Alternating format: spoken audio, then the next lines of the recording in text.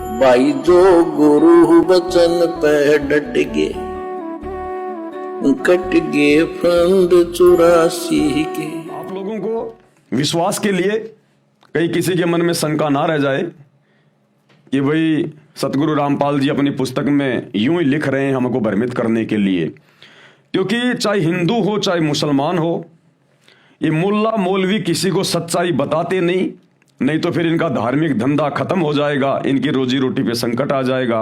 और आम मुस्लिम आम हिंदू बेचारा इन ग्रंथों को कभी पढ़ता नहीं, कभी सच्चाई से वो परिचित नहीं हुआ। तो भाइयों और बहनों, सच्चाई अब खुदा आके बता रहा स्वयं धरती पे, सतगुरु रामपाल जी, और अपनी आंखों से देख लो। ये जीवनी हजरत मोहम्मद जी की है सल्लल्लाहु अलैहि वसल्लम। ये सतगुरु रामपाल जी ने नहीं लिखी है, ये सैकड़ों वर्षों से आप मुसलमान भाई लिख रहे हैं, आप लोग इसको पढ़ रहे हैं। और किसने लिखी है देख लो, मोहम्मद इनायतुल्लाह शुबानी इसके लेखक हैं। जीवनी हजरत मोहम्मद सल्लल्लाहु अलैहि वसल्लम, मोहम्मद इनायतुल्लाह शुबानी, अनुवाद नसीम गाजी फलाही। ये टेलीफोन नंबर है जहां से हम लोग खरीद के लाए थे, Madina Islamic book depot centre 273 Ramganj Bazar Jaipur, ये उनके मोबाइल नंबर हैं। कहीं आप सोचो कि पवन दास ने अपने घर से बना दी होगी। मरकजी मकतबा इस्लामी पब्लिशर्स, नई दिल्ली 110025। ये सारे सब कुछ इनके कॉपीराइट वगैरह, ईमेल वगैरह, कहाँ से छपी है, क्या एड्रेस है, ये सारा सब कुछ लिखा हुआ है ताकि किसी को कोई शंका ना हो। और इस पुस्तक में जब हम आगे बढ़ेंगे, पेज नंबर 70 पे, पेज नंबर 70 पे जब आप बढ़ोगे, 70, 71, 72, ये 3 पेज इसके पढ़ के देख लेना।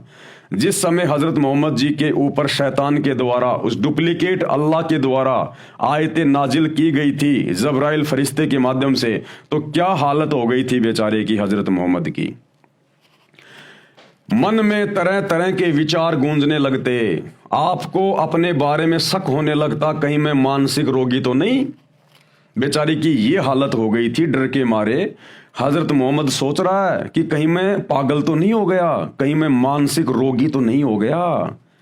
अरे भगवान अगर, खुदा अगर किसी को मिलेगा और अपना ज्ञान देगा, आयतें उतारेगा, तो ऐसी हालत हुआ करती है क्या भगत की, जैसी बेचारे हजरत मोहम्मद की हो गई। इतना मानसिक संतुलन खो बैठा, डिस्टर्ब हो गया पागलों की तरह। उसकी जीवनी में लिखा जा रहा है, क्या कह रहे हैं, मन में तरह तरह के विचार गूंजने लगते, आपको अपने बारे में शक होने लगता, कहीं मैं मानसिक रोगी तो नहीं, कहीं मुझ पर भूत प्रेतों का कोई असर तो नहीं है। अरे भूत प्रेतों का ही तो असर था। ये शैतान, मुसलमान जिसे अपना अल्लाह समझते हैं, ये भूतों का सरदार ही तो है, ये प्रेतों का सरदार ही तो है शैतान। कहीं भूत प्रेतों का कोई असर तो नहीं। आपने अपनी बीवी खदीजा को सारा हाल सुनाया, दिल पर जो बीत रही थी वह भी बताया। खदीजा ने सारी बातें ध्यान से सुनी, फिर आपको ढारस बधाई, आपको हिम्मत दी, और क्या बोली, मेरे जीवन साथी आप फिक्र ना करें, आप जैसे सज्जन पर शैतान कैसे काबू पा सकता है। अरे उसने तो पा लिया। फिर जब रमजान आया तो आप सलल यानी हजरत मोहम्मद जी पहले की तरह फिर गुफा में चले गए, हर चीज से कटकर चिंतन मनन और इबादत में लग गए। इबादत करता किसकी बेचारा, इबादत करने को थी नहीं उसके पास में। किसी समय घर वाले भी आ जाते, वे आपको देखकर अपनी आंखें ठंडी करते और कुछ खाना पानी रख जाते। यानी गुफा में जाके, हीरा की गुफा में जाके और समाधि लगा के बैठ जाया करता था, क्योंकि ये अच्छी आत्मा थी, ये शंकर जी के लोक से आई हुई आत्मा थी। हजरत मोहम्मद जी शंकर जी के गण थे, तो इनको भक्ति करने की वो तड़फ थी, लेकिन मार्ग इनको मिल नहीं रहा था। हर चीज से कटकर चिंतन मनन और इबादत में लग गए। किसी समय घर वाले भी आ जाते, वे आपको देखकर अपनी आंखें ठंडी करते और कुछ खाना पानी रख जाते। बेचारे घर वाले आ जाते और देख जाते कि हाँ भाई भगत जी ठीक ठाक बैठे हैं, कोई दिक्कत ताकत नहीं है इनको फिलहाल, तो घर वाले भी थोड़ा सब्र करते। गरीब और जरूरतमंद भी आते रहते, आप उनकी भी मदद करते। इसी तरह रमजान के कुछ दिन बीत गए। एक दिन आप सलल गुफा में आराम कर रहे थे, सुबह का सुहाना समय था। अचानक एक फरिश्ता दिखाई दिया। अब वो जबरील आ गया, शैतान के द्वारा भेजा गया फरिश्ता। अचानक एक फरिश्ता दिखाई दिया, बहुत ही खूबसूरत और हसीन फरिश्ता। हाथ में हसीन रेशम का एक टुकड़ा भी था। बोला पढ़ो। अब वो जिब्राइल नाम का फरिश्ता आया और हजरत मोहम्मद को बोला पढ़ इसको। अब हजरत मोहम्मद बेचारा अनपढ़, क्या पढ़े भाई। वो बोला साहब मुझे तो पढ़ना नहीं आता। तो उस फरिश्ते ने हजरत मोहम्मद को डराया, धमकाया, उसका गला दबाया और जबरदस्ती उसका सीना चाक करके वो आयतें उसके अंदर डाली। आप सल्लल घबरा गए और फरमाया मुझे पढ़ना नहीं आता। आप सल्लल को ऐसा महसूस हुआ जैसे वह शरीर को भींच रहा है, जैसे प्रेत शरीर को भींचता ना, ऐसे जबरदस्ती करता है, जैसे वह शरीर को भींच रहा है। फिर छोड़ दिया और कहा पढ़ो। फरमाया मुझे पढ़ना नहीं आता। अब बेचारा हजरत मोहम्मद बोला भाई साहब मुझे पढ़ना नहीं आता, जबरदस्ती क्या पढ़ूं मैं। फिर आप सल्लल को महसूस हुआ जैसे वह शरीर को भींच रहा है। फिर छोड़ दिया और कहा पढ़ो। आप सल्लल को अंदेशा हुआ कि वह फिर शरीर और भींचेगा और इस बार और जोर से भींचेगा। अब हजरत मोहम्मद जी बेचारे डर गए पूरी तरह से कि 2 बार तो इसने मेरे को भींच लिया, जान निकलने वाली हो गई, अब की बार भी ये मुझे भींचेगा। इसी प्रकार से डर गया बेचारा और बोला क्या पढ़ूं। हजरत मोहम्मद जी बोले क्या पढ़ूं भाई। फरिश्ता बोला पढ़ो अपने रब के नाम से जिसने पैदा किया इंसान को खून की फुटकी से। पढ़ो तुम्हारा मेहरबान रब ही है जिसने कलम से सिखाया इंसान को वह कुछ सिखाया जो उसे मालूम ना था। फरिश्ते के बताने पर आप सल्लल्लाहु ने यानी हजरत मोहम्मद ने पढ़ा। पढ़ते ही याद हो गया, यानी फरिश्ते की शक्ति से हजरत मोहम्मद ने पढ़ा तो पढ़ते ही याद हो गया, चित्त पर अंकित हो गया, यानी दिमाग में बिल्कुल याद हो गया। फिर फरिश्ता चला गया। आप सल्लल्लाहु उठ खड़े हुए, भय से दिल बैठा जा रहा था। मुसलमान भाइयों ध्यान से पढ़ो। अरे अगर अल्लाह मिलेगा या अल्लाह का भेजा हुआ कोई फरिश्ता आएगा तो वो डराएगा नहीं, धमकाएगा नहीं। अरे हम इबादत क्यों करते हैं, भक्ति क्यों करते हैं? अल्लाह की प्राप्ति के लिए, अल्लाह को देखने के लिए, अल्लाह के लोक में जाने के लिए। और यहां तो भैया फरिश्ते से इतना डर बैठ रहा है और अपने उस डुप्लीकेट अल्लाह को देख लोगे तो कलेजा बाहर आ जाएगा। उस शैतान का चेहरा अगर देख लोगे तो जो सतगुरु रामपाल जी ने बताया, विकराल चेहरा, लंबे लंबे दांत, ओछा माथा, भयंकर। जब फरिश्ते से इतना डर गया हजरत मोहम्मद, तुम्हारा नबी डर गया, तो सोचो जब तुम लोग आम मुसलमान, आम व्यक्ति अगर कभी आमना सामना हो गए तो क्या हाल होगा। तुम क्या इबादत कर रहे हो? क्या भगवान अपने बंदे के ऊपर इस प्रकार से आयतें नाजिल करता है क्या? ये शैतान का काम है। भय से दिल बैठा जा रहा था, घबराहट से चेहरा उतरा हुआ था। आप सहमी सहमी निगाहों से गुफा में हर तरफ देखने लगे, डर के मारे देखने लगे मोहम्मद जी कहीं है या गया, है या गया। भयभीत हो गया बेचारा, घबराहट से चेहरा उतरा हुआ था। आप सहमी सहमी निगाहों से गुफा में हर तरफ देखने लगे। हैरानी और घबराहट की हालात थी। दिल ही दिल में सोचने लगे। अब मन ही मन में क्या सोचने लगे हजरत मोहम्मद जी, अभी मुझे किसने बातें की हैं, कौन मुझे पढ़ा कर गया है। अरे अगर वो करीम अल्लाह, सुभान अल्लाह, रहमान अल्लाह अगर आता तो प्यार प्रेम से आता, उसके सामने बैठता, मीठी मीठी बातें करता और अपना आशीर्वाद दे के हजरत मोहम्मद के अंदर पूरा का पूरा ज्ञान डाल देता। तोते की तरह बोलने लग जाता, तोते की तरह। जब आप सतगुरु रामपाल जी के सत्संग सुनना शुरू करेंगे तो आपको पता चलेगा ये कबीर परमेश्वर, कबीर अल्लाह जब 650 साल पहले बनारस के काशी में आए थे, 120 साल तक लीला करके सहशरीर अपने सतलोक गए थे। तो एक समय बनारस के तोताद्री शहर में पंडितों का भंडारा था। वहां पर कबीर परमेश्वर ने, इस कबीर भगवान ने, सुप्रीम गॉड ने एक भैंसे को, जो कि घास चर रहा था, उस भैंसे को इशारा किया कि भैंसाराम इधर आ, क्योंकि वहां पर पंडितों का भंडारा चल रहा था। और कबीर जी उस समय जुलाहा जाति में आए हुए थे, लीला कर रहे थे और उनके मुंह बोले गुरु थे पंडित रामानंद जी। तो ब्राह्मणों को पता था कि पंडित रामानंद जी आएंगे तो वो कबीर भी आएगा। और कबीर नीची जाति का है, ब्राह्मणों के भंडारे में अगर वो भोजन करने गया तो हमारी तो बेइज्जती हो जाएगी। तो पंडितों ने एक तरीका खोजा कि उस कबीर को दूर करने का एक ही तरीका है, कबीर है जुलाहा, अनपढ़ है, उसको वेदों का पता नहीं, तो हम एक शर्त रखेंगे कि भैया ब्राह्मणों के भंडारे में जो भोजन करेगा वो चारों वेदों के एक एक श्लोक सुनाएगा।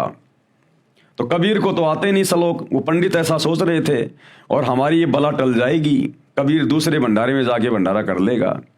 तो जैसे कबीर जी भंडारे में जाने लगे, पंडित उन्हें रोक दिया, बोला जी 4 वेदों के एक एक श्लोक सुनाओ। तो कबीर जी ने, अल्लाह कबीर ने, इस समर्थ भगवान ने, मुसलमानों ध्यान देना, क्या होता है ज्ञान देना, क्या होता है दिव्य दृष्टि खोलना, क्या होता है आयतें नाजिल करना। इस कबीर अल्लाह ने, सुप्रीम कोर्ट ने, एक बैसाराम घास चर रहा था, केवल हाथ का इशारा किया था, बैसाराम इधर आना।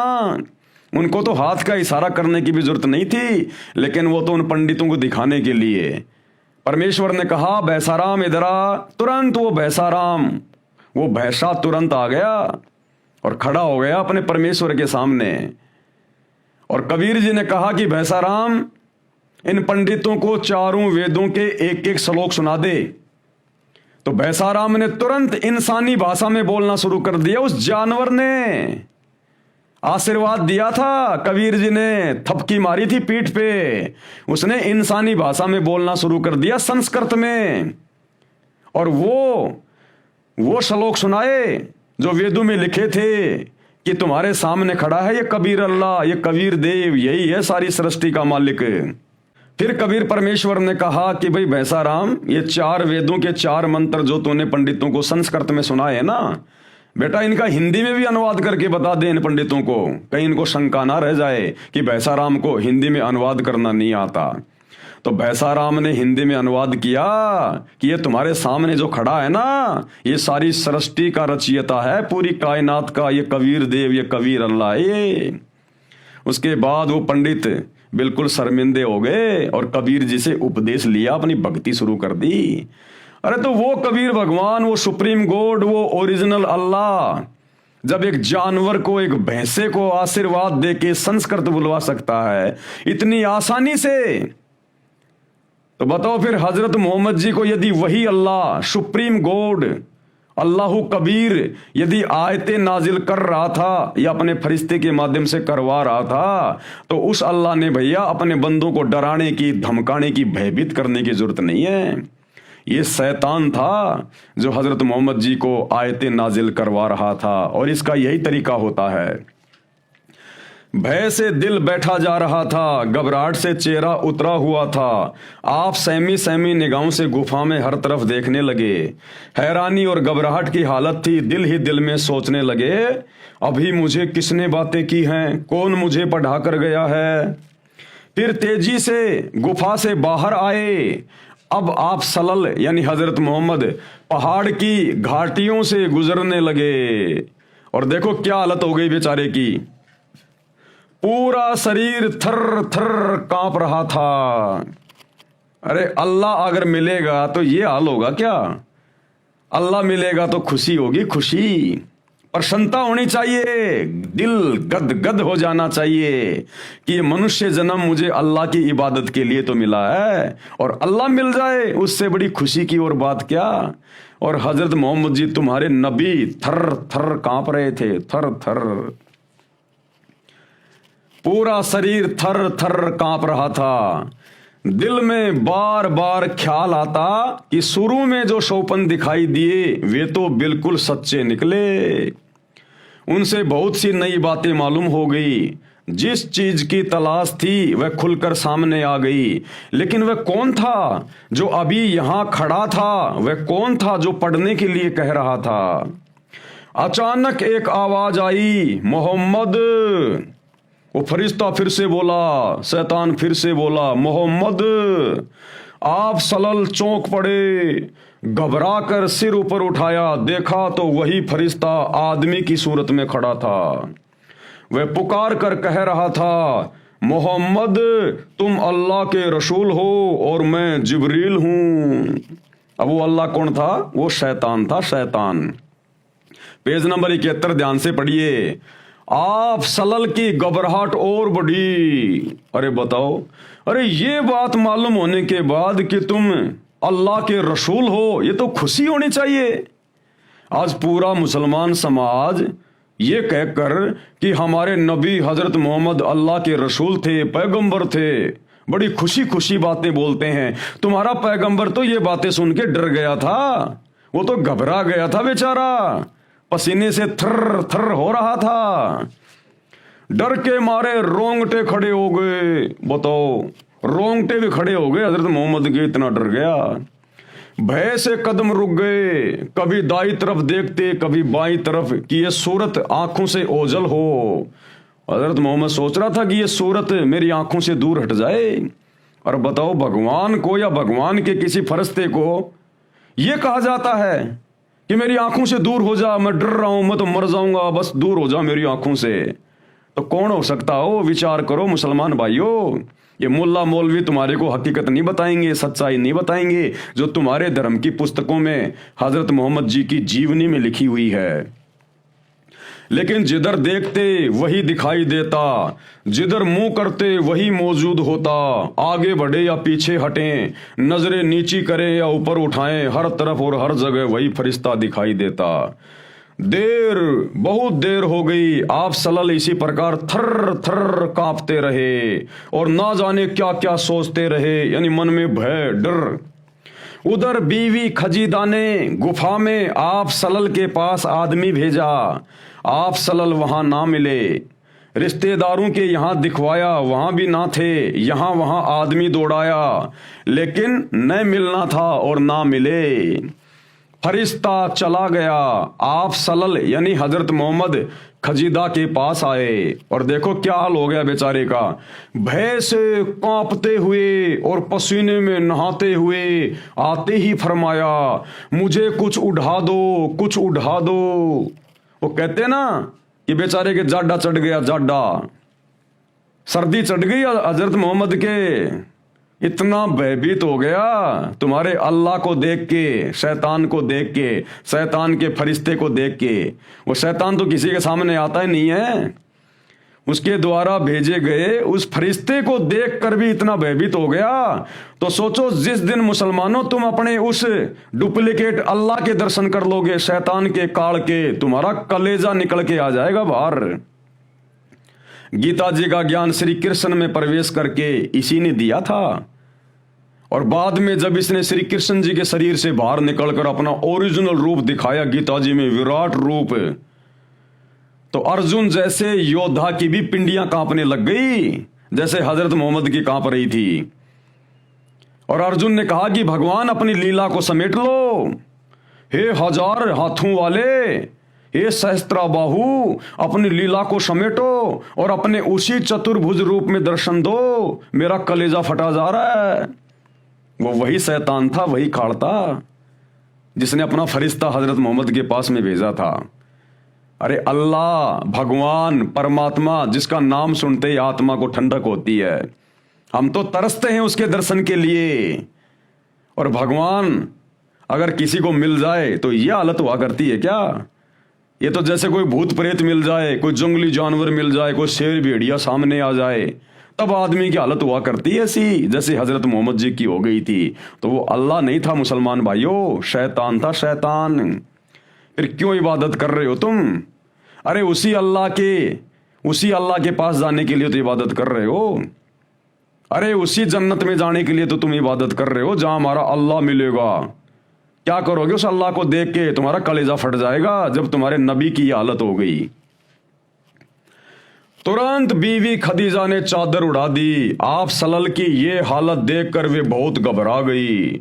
अब सोचो, जिसकी पत्नी भी अपने पति की हालत देख के इतनी घबरा गई हो, तो सोचो उस समय तुम्हारी नबी की क्या हालत हो गई होगी उस शैतान को देख के, जिब्राइल को देख के।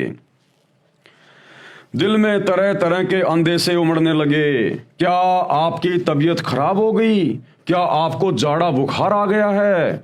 क्या कोई मुसीबत आ पड़ी? वो बीवी खदीजा पूछ रही है। जब मन कुछ शांत हुआ, भय कुछ दूर हुआ, शरीर की कप कपी में कमी हुई, तो बीवी खदीजा ने पूछा, आप थे कहां और आपको हुआ क्या? आप सलल ने उनकी तरफ देखा, ऐसा महसूस हो रहा था जैसे आप बेबस होकर रह गए, मानो मुसीबतों का पहाड़ टूट पड़ा हो। बताओ, मुसीबतों का पहाड़। अरे अगर अल्लाह किसी को मिलेगा तो मुसीबतों का पहाड़ टूटेगा या फिर खुशी की कोई सीमा नहीं रहेगी। अरे अल्लाह भगवान तो अपने भगत के ऊपर आने वाले मुसीबतों के पहाड़ को टालता है, और यहां तुम्हारे हजरत मोहम्मद के ऊपर तुम्हारे अल्लाह ने मुसीबतों का पहाड़ तोड़ दिया। ये तो उल्टा हो गया, बिल्कुल उल्टा काम शैतान करता है। मानो मुसीबतों का पहाड़ टूट पड़ा हो। बताओ फिर क्या करोगे भक्ति करके, क्या करोगे इबादत करके उस अल्लाह की? क्यों मस्जिदों में धक्के खा रहे हो, मजारों पे धक्के खा रहे हो? जब उसकी भक्ति करने से, आमना सामना होने से मुसीबतों का पहाड़ टूटता है तो क्यों ऐसी बेवकूफी कर रहे हो फिर तुम भक्ति करके? जब तुम्हारे नबी के ऊपर मुसीबतों का पहाड़ टूट गया तो तुम्हारा क्या हाल होगा? खदीजा, मैं तुम्हें क्या बताऊं कि मुझे क्या हुआ। फिर जो कुछ देखा था वह बयान किया। बीबी खदीजा थी बहुत समझदार, ये बातें सुनकर जरा भी न घबराई। उन्होंने आप सल्लल्लाहु को बहुत ही इज्जत की नजर से देखा। उनके चेहरे पर यकीन और इत्मीनान की मुस्कुराहट थी। फिर आप सल्लल्लाहु को इत्मीनान दिलाया, बोली, चचा के लाडले खुश हो जाइए और जो कह रहे हैं करते रहिए। यानी वो शैतान जो तुझे कह रहा है ना, वैसा ही करता रहे। तो भाई और बहनों, ये पूरी राम कहानी आप लोगों की आंखों के सामने है कि किस प्रकार से डरा धमका के उस अल्लाह के आदेश से, डुप्लीकेट अल्लाह के आदेश से, शैतान के आदेश से, और जिब्राइल नाम के फरिश्ते ने उस अनपढ़ हजरत मोहम्मद को डरा धमका के, भींच भींच के और जबरदस्ती ये कुरान का ज्ञान उनके दिमाग में डाला। तो ये अल्लाह के कर्म नहीं होते। अगर अल्लाह के कर्म देखने हैं, अल्लाह की शक्ति, उसकी रहमत देखनी है, आदरणीय गरीबदास जी की जीवनी पढ़ लेना, आदरणीय दादू जी की जीवनी पढ़ लेना। दादू जी को भी वही कबीर अल्लाह जब वे 7 साल की उम्र में थे उनको मिले थे आकर, और ऐसे उनके आत्मा को अपने लोक में ले गए, सब कुछ दिखाया और उनको दिव्य दृष्टि दे दी, पूरा का पूरा ज्ञान उनके अंतःकरण में डाल दिया। जैसे दादू जी वापस अपने शरीर में आए 3 दिन बाद, पूरा का पूरा ज्ञान ऐसे वाणियों में, दोहों में बोलने लग गए। दादू नाम कबीर की, जय कोई ले वह ओट हैं, और उसको कबूल लागे नहीं काल बजर की चोट। जो कबीर जी का नाम ले लेगा, उसकी भक्ति करेगा, उसको इस काल की, शैतान की कभी चोट नहीं पड़ेगी।